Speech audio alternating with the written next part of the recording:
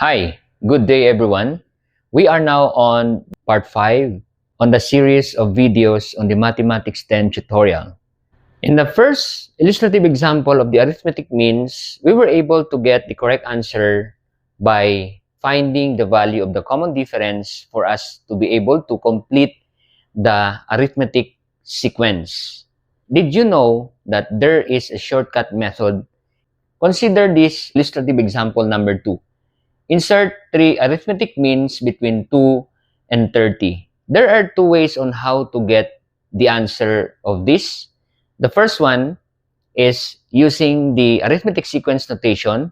But in this case, we have 5 arithmetic sequence. We can use the shortcut method. Let's try.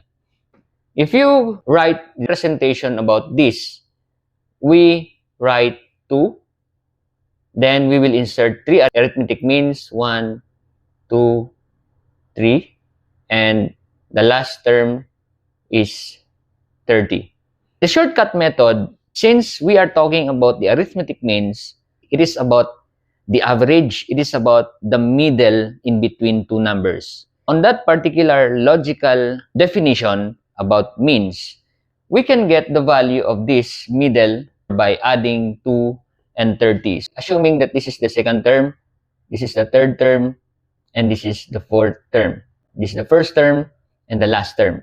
So the third term can be solved by adding the first term plus the last term, which is a sub 5, and divided by 2. So the a sub 3 equals 2 plus last term 30 divided by 2. Then we can have a sub 3. 2 plus 30 is 32 divided by 2. The answer for the third term is 16. So this value 16 can be found here. How about the second term? The second term can also be used just like this first solution, but you will use the first term plus the third term because the second term is in the middle of first term and third term, then divide it by 2. So a sub 2 is equals to, what's the value of the first term? 2. What's the value of the third term? 16 divided by 2. The second term, 2 plus 16, 18 divided by 2.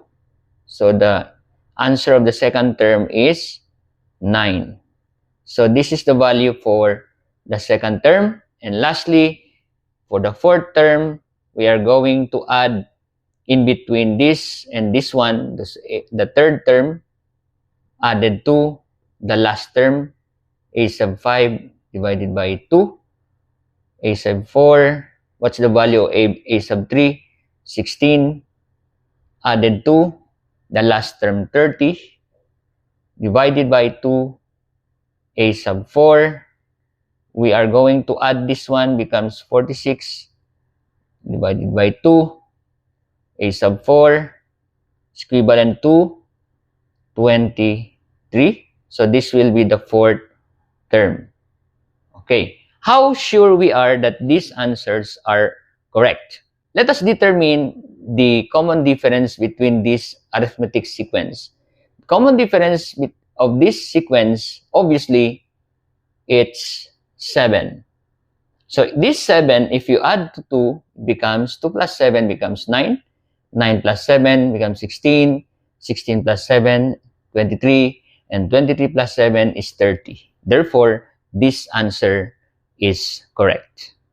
Thank you for watching, and don't forget to follow my Facebook page, Learn Mathematics, and my Facebook trademark blog.